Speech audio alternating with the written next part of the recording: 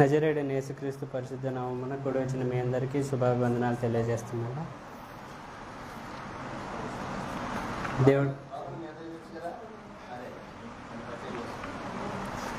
దేవుడు ఈ మధ్యాహ్నకాల సమయంలో ఆయన 2000 సంవత్సరముల క్రిందగా సిలువ వేయబడిన ఈ దినాన్ని, ఈ రోజును మనం ఒక ఆచారంగానో ఒక విధానంగానో అందరూ చేస్తున్నట్టే కూడుకున్నామా, లేదంటే మనం దేవుణ్ణి ఆరాధించడానికి మాత్రమే కూడుకున్నామా అనేది మనం ముందుగా ప్రశ్నించుకోవాలి. ఎందుకంటే నేను ఇంతకుముందు వచ్చేటప్పుడు ఒక సన్నివేశాన్ని చూశాను ఇప్పుడు ఈ రోడ్లో. నాకు కొంచెం ఇంకా ఇట్లనే ఉన్నారా అని అనిపించింది. ఎందుకంటే ఆయన అప్పుడు మానవాళి కోసం మోసిన సిలువను ఇప్పుడు మన వాళ్ళు ప్రత్యక్షంగా రోడ్డు మీద మోసుకుంటూ పోతూ ఉన్నారు. అది చూసి కొంచెం ఇబ్బంది అనిపించింది నాకు. ఈ బైబిల్ ఏమో ఒకటి చెప్తుంది, వీళ్ళేమో ఒకటి చేస్తున్నారు అని కొంచెం ఇబ్బంది అనిపించింది. ఏదేమైనా మనమైతే ఆచారాలను కాకుండా దేవుణ్ణి మాత్రమే కనుగొనడానికి వచ్చినందుకు చాలా సంతోషం. ప్రార్థన చేసుకుందాం. నజరేయుడైన యేసు ప్రభు, మీకు స్తోత్రాలు, వందనాలు చెల్లిస్తున్నాం నాయన. పరిశుద్ధ దేవ, మరి తండ్రి, ఈ మధ్యాహ్నకాల సమయంలో మమ్మల్ని సజీవ లెక్కలో ఉంచి నీ పాదసన్నిధిని చేరి నీ ధ్యానించుకున్నట్టుగా ఇచ్చిన భాగ్యాన్ని బట్టి, ఆయుష్ని బట్టి, మరి ఆరోగ్యాన్ని బట్టి మీకు స్తోత్రాలు, వందనాలు చెల్లిస్తున్నాం దేవా. మరి దేవ అడుగుతున్నాం, సహాయం చేయండి నైనా. మేమైతే వట్టి వారినైనా మట్టి వారిని తండ్రి, వచ్చినాము ఓటి కుండ లాంటి వారినైనా వచ్చినాం తండ్రి. మరి మీ సంపూర్ణ ఆహారమైన వాక్యమును మాకు ప్రతి ఒక్కరికి అందించమని అడుగుతున్నాం దేవా. సహాయం చేయండి, కృప చూపించండి.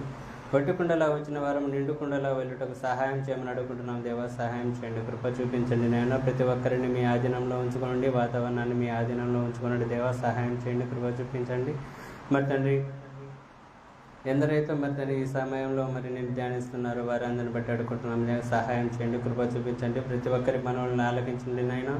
మరి తండ్రి, వారు ఏం చేస్తున్నారో వారిని పరిశీలించండి. వారు నిన్ను మాత్రమే కొనియాడబడటకు వారి నాలుకలను సల్లించమని అడుగుకుంటూ మరి ఈ చిన్ని ప్రార్థనను నీ పాదసన్నిధిని చేర్చుకోమని నజరేయుడైన యేసుక్రీస్తు పరిశుద్ధ నామమున అడిగి వేడుకుంటున్నాం తండ్రి, ఆమేన్.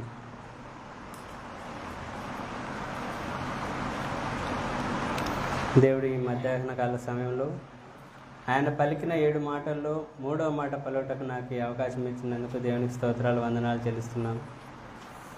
బాధ్యత కలిగిన మాట అని పెద్ద బాధ్యత కలిగిన మాట ఇచ్చాను నాకన్నా. బాధ్యత అంటే ముందుగా ఒబిడియంట్గా ఉండటమే బాధ్యత. మనల్ని మనం తగ్గించుకొని ఉండటం అది ఒక పెద్ద బాధ్యత. ఎందుకంటే మనం సాధారణంగా చూస్తుంటాం, ఇళ్ళల్లో కానీ బయట కానీ వర్క్ ప్లేసెస్లో కానీ మనం వెంటనే బ్యాక్ ఆన్సర్ ఇచ్చేస్తాం. తల్లిదండ్రులకైనా అక్క చెల్లెలకైనా ఎవరికైనా మనకు నచ్చని మాట విన్న వెంటనే బ్యాక్ ఆన్సర్ ఇచ్చేస్తాం. అది మంచి అయినా చెడైనా ముందు మనం బ్యాక్ ఆన్సర్ ఇవ్వటం మానుకుంటేనే కొంచెం మనకు ఒబిడియంట్లీ వస్తుంది. అప్పుడే మనం బాధ్యత కలిగి ఉంటాం. బాధ్యత విషయానికి వస్తే యేసుప్రభు వారు తన తల్లి బాధ్యతను తీసుకుని వారు మరణానికి అప్పగించినప్పుడు, వారు సిలువకు అప్పగించబడుతున్న ముందు ఆయన తల్లిని తన శిష్యులైన యోహానుకు అప్పచెప్తారు. చెప్తూ ఏమంటారంటే, ఇదిగో ఈమె మీ తల్లి. ఆమెకు చెప్తూ అదిగో మీ కుమారులని శిష్యులకు ఆయన పూర్తిగా ఆయన తల్లి బాధ్యతను శిష్యులకు అప్పగించిన విధానం చూస్తే ఆయనే నెరవేరుస్తున్నట్టు, ఆయనే బాధ్యత అంతా చూసుకున్నట్టుగా ప్రత్యేకిస్తుంది ఇక్కడ. ఎందుకంటే యోహాను సువార్త 19:26లో చూస్తే, యేసు తన తల్లియు తాను ప్రేమించిన శిష్యుడును దగ్గరగా ఉండిన. అంటే యేసుకు తన శిష్యులు చాలా దగ్గరగా ఉన్నారు కనుక తన తల్లిని కూడా యేసులాగా చూసుకోగలరు అనే బాధ్యతను యోహానుకు అప్పగించాడు యేసు ప్రభు వారు. అంతేకాకుండా మన కుటుంబాలలో చూసుకుంటే మనం ఇంట్లో ఒక రకంగా ఉంటాం, ఇల్లు దాటిన తర్వాత ఒక రకంగా ఉంటాం. అది బాధ్యత కాదు. ఎక్కడున్నా కూడా ఇండ్లు అంటే ఇల్లే, ఇంటి పని మొత్తం అయిపోయిన తర్వాతనే బయట పని చూసుకోవాలి. అంతేకాకుండా కుటుంబాన్ని గౌరవించాలి. కుటుంబంలో బాధ్యతగా వ్యవహరించిన వారు ప్రథమంగా తల్లి తండ్రి వారి బాధ్యతగా వ్యవహరిస్తే చిన్నపిల్లలు ఆటోమేటిక్గా బాధ్యతతోనే ఉంటారు. ఎందుకంటే దేవుడు చెప్పాడు, చిన్నపిల్లలు అయినప్పుడు వారిని దేవుని మార్గంలో ఉంచండి, వారు పెద్ద అయిన తర్వాత వారి మార్గము తొలగరు అని చెప్పాడు. ఎందుకంటే తల్లిదండ్రులు బాధ్యతగా దేవుని మాటలు ఎప్పుడైతే పిల్లలకు అప్పచెప్తారో, పిల్లలకు నేర్పిస్తారో, చిన్నపిల్లలు వాళ్ళు పెద్ద అయిన తర్వాత కూడా అదే మైండ్ సెట్తో ఉంటారు. దేవుని విషయాలు మాత్రమే వాళ్ళు ఆలోచిస్తారు, లోకం విషయం గురించి వాళ్ళు ఆలోచించారు. ఎందుకంటే వారి తల్లిదండ్రులు ఏం చేశారో అది పిల్లలు చేస్తారు. మనం ఏదైతే మనం బయట తిరుగుతామో మన పిల్లలు అలాగే ఉంటారు. అంతేకాకుండా తల్లిదండ్రిని సన్మానించడం పిల్లలకి నేర్పించాలి. ఈరోజు రేపు చూస్తే తల్లిదండ్రులే పిల్లల్ని సన్మానించే పరిస్థితికి పోయినారు. ఎందుకంటే ఏదన్నా ఒక జాబ్ చేస్తే నా కొడుకు అంత ఇది లేదనేది అందరికీ చెప్పుకోవటం, అవసరమైతే వీళ్ళే పోయి పిల్లలకు సేవలు వేయటం, సన్మానాలు చేయటం జరుగుతుంది.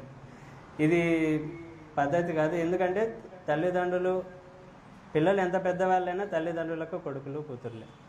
కాబట్టి ఆ విషయాన్ని గుర్తుపెట్టుకోవాలి. తల్లిదండ్రులు పిల్లలు సన్మానించే విధంగా తల్లిదండ్రులు వ్యవహరించాలి. వీళ్ళు వ్యవహరిస్తారో లేదో, వీళ్ళు సన్మానిస్తారో లేదో, కానీ తల్లిదండ్రులు అయితే పిల్లలు సన్మానించే విధంగా వ్యవహరించాలి, వాళ్ళని చక్కదిద్దాలి. వీళ్ళు సన్మానించుకునేలాగా పిల్లలను తల్లిదండ్రులే తయారు చేయాలి.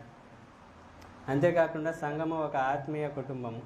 సంఘంలో మనం ఏ విధంగా వ్యవహరిస్తున్నాం అనేది మనం చూసుకోవాలి. సంఘం ఎందుకంటే సంఘము దేవుడు, ఎందుకంటే ఆయనే శిరస్సు అయి ఉన్నాడు సంఘానికి. కనుక ఆయన శరీరంలో భాగమైన మనము దేవుని మాత్రమే కలిగి ఉండాలి. ఆయనను గౌరవిస్తే సంఘాన్ని గౌరవించినట్టే, సంఘాన్ని గౌరవిస్తే సమాజాన్ని కూడా గౌరవించినట్టే. కాబట్టి ఈ చిన్ని మాటలను గుర్తుపెట్టుకోండి. ఈ మూడో మాట ఈ విధంగా మాట్లాడటానికి అవకాశం దయచేసిన దేవుడికి మరియు సహోదరుడికి కృతజ్ఞతలు, వందనాలు తెలియజేసుకుంటూ ముగిస్తున్నాను.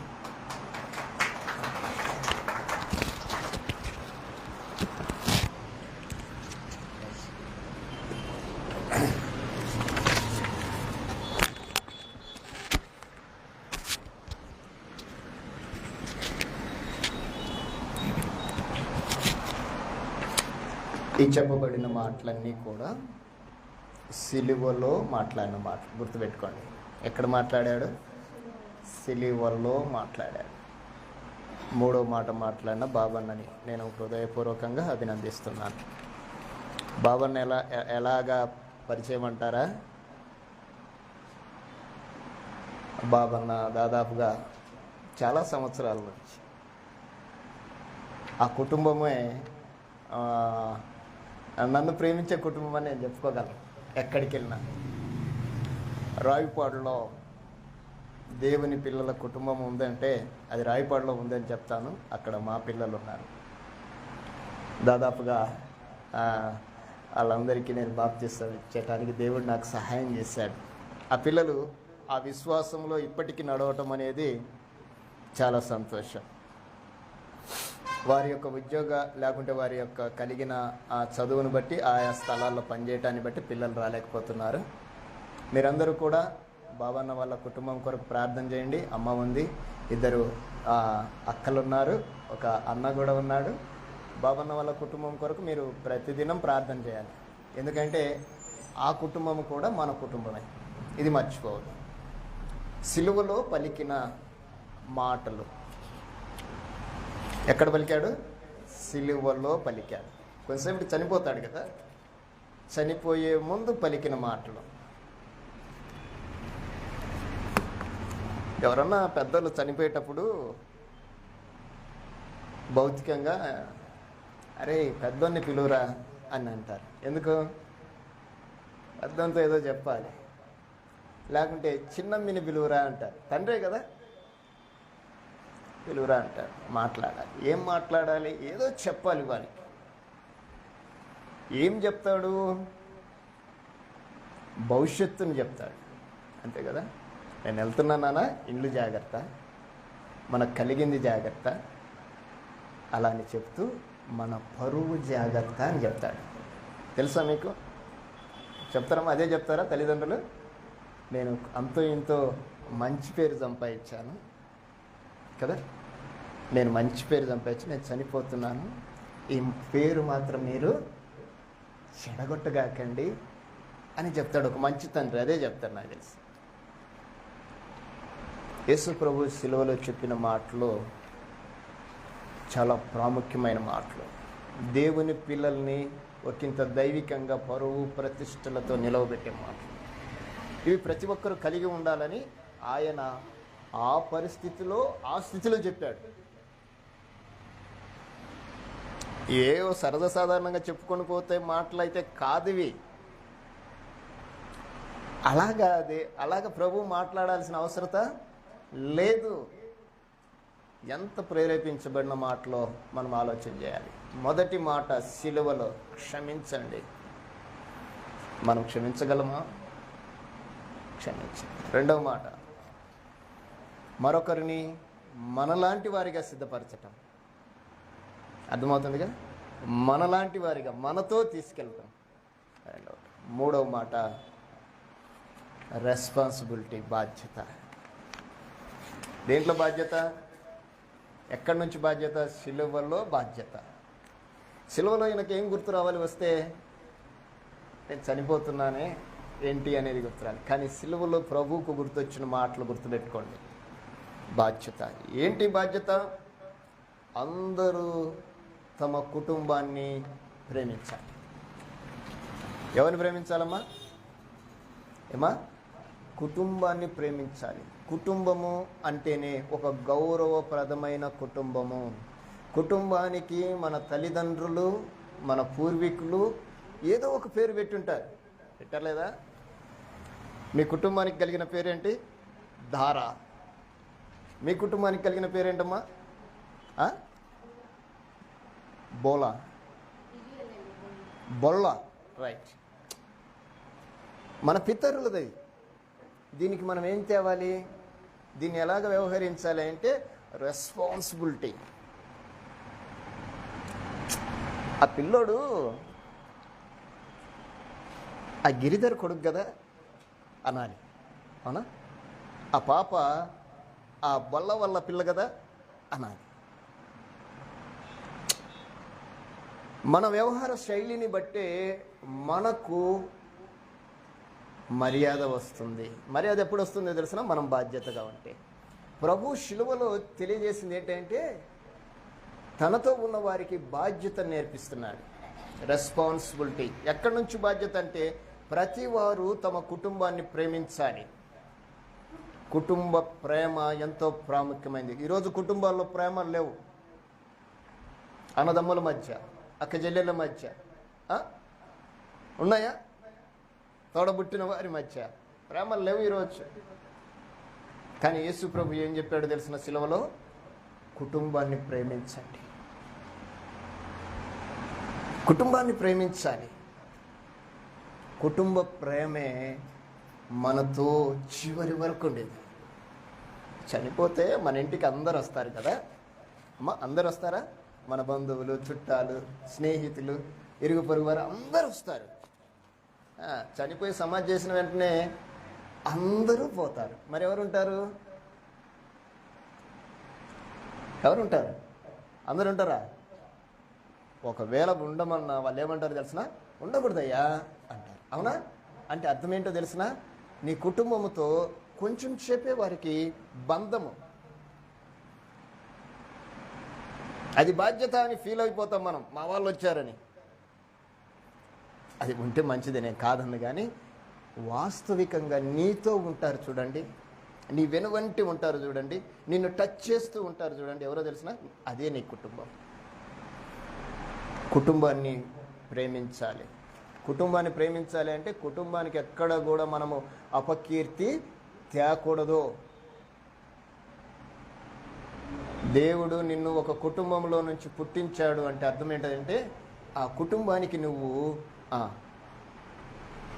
మంచి పేరు తేకపోయినా పర్వాలేదు, చెడ్డ పేరు అయితే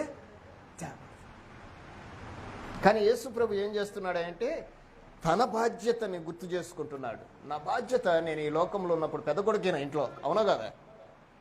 ఇంటికి పెద్ద కొడుకు చనిపోతున్నాడు. ఆయనతోటి ఇంకా 4 అన్నదమ్ములు ఉన్నారు, వాళ్ళ అక్క చెల్లెళ్ళు ఉన్నారు, అందరు అక్కడనే ఉన్నారు. మిగతా వారందరూ పారిపోయారు. గుర్తుపెట్టుకోండి, యేసుక్రీస్తు శిలువ దగ్గర ఎవరున్నారా ఏంటి? ఆయన కుటుంబం ఉంది. కుటుంబాన్ని చూస్తుంటున్నాడు. కుటుంబాన్ని అందరూ ప్రేమించాలి. రెండవది, ఎట్టి పరిస్థితులలో కుటుంబాన్ని నిర్లక్ష్యం చేయకూడదు. గుర్తుపెట్టుకోండి, ఈరోజు ఫ్యాషన్ ఏంటో తెలిసిన, మన కుటుంబం కంటే ఇంకొకళ్ళని ఎక్కువగా చూసుకుంటాం మనం, ఇంకొక కుటుంబాన్ని ప్రేమిస్తాం మనం. ఈ జబ్బు ఎక్కడి నుంచి వచ్చింది? ఎవరు చెప్పారు? మన కుటుంబాన్ని మనం అంత బాగా చూసుకోం. వేరే వాళ్ళు వస్తే మన కుటుంబాన్ని పక్కన పెట్టేసి వాళ్ళని చూస్తాం. ఎక్కడి నుంచి వచ్చింది ఇది? ఇది ఎవరు వేసాడు అంటారు చెప్పండి? ఎవడో కుటుంబానికి విరోధైన వాడే వేసింటాడు, అవునా కాదా? నేను చూడొద్దని చెప్పను. నీ కుటుంబం తర్వాతనే మరొక కుటుంబం, నీవు కలిగి ఉన్న సహవాసం తర్వాతనే ఇంకొకటి. నువ్వు మరొక కుటుంబాన్ని ప్రేమిస్తున్నావంటే అర్థం ఏంటి తెలిసిన? నీ కుటుంబంలో నీకు ప్రేమ లేదని అర్థం. అంటే నీ కుటుంబాన్ని నువ్వు ప్రేమించటం లేదని అర్థం. ఏ పరిస్థితులలో కూడా కుటుంబాన్ని నిర్లక్ష్యం చేయకూడదు. అందరూ తమ కుటుంబాన్ని గౌరవించాలి. ఏం చేయాలమ్మా? గౌరవప్రదంగా ఉంచాలి. నీకు ఇచ్చిన సర్నేమ్ అది సూపర్, అది ఏదైనా సరే సూపర్, దాన్ని గౌరవప్రదంగా నిలబెట్టాలి. తర్వాత సంఘము కూడా ఒక ఆత్మీయ కుటుంబమే. దేవుడు నిన్ను నడిపించే సహవాసం కూడా ఒక ఆత్మీయ కుటుంబం. అది భౌతిక కుటుంబం అయితే ఈ ఆత్మీయ కుటుంబం.